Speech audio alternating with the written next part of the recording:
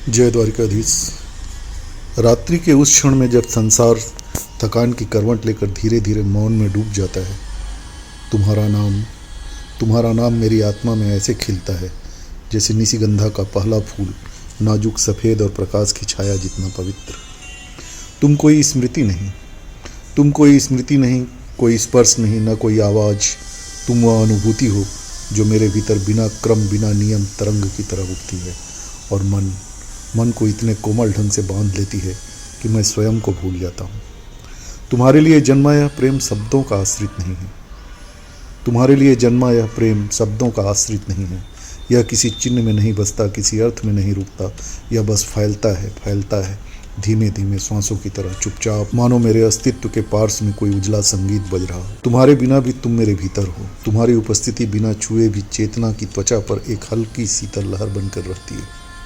और हर बार मन जब अकेला लगता है, वह प्रेम स्वयं उठकर मेरी उंगलियों में एक अदृश्य दीप जला जाता है और रोशन कर जाता है मेरा अंतस।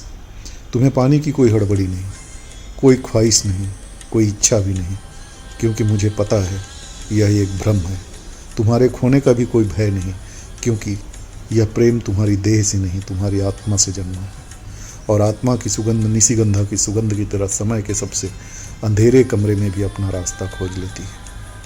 इस प्रेम में न विरह है, न याचना, न कोई अस्थिर इच्छा। यह एक ऐसी स्थिर रोशनी है जो मुझे घेरती नहीं, मुझे खोलती है।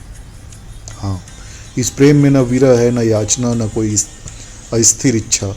यह एक ऐसी स्थिर रोशनी है जो मुझे घेरती नहीं, मुझे खोलती है धीमे धीमे, शांति से, जैसे किसी हृदय ने अपने मन के द्वार उजाले का हाथ रख दिया हो और खोल दिया हो तुम्हारे लिए। यदि यह प्रेम एक पुष्प है तो तुम उसकी पंखुड़ी नहीं, तुम वह सुगंध हो जिसके लिए यह फूल जन्मा है।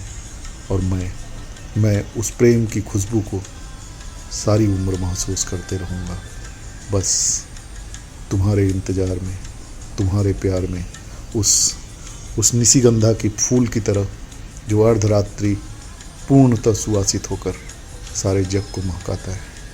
जय द्वारिकाधीश।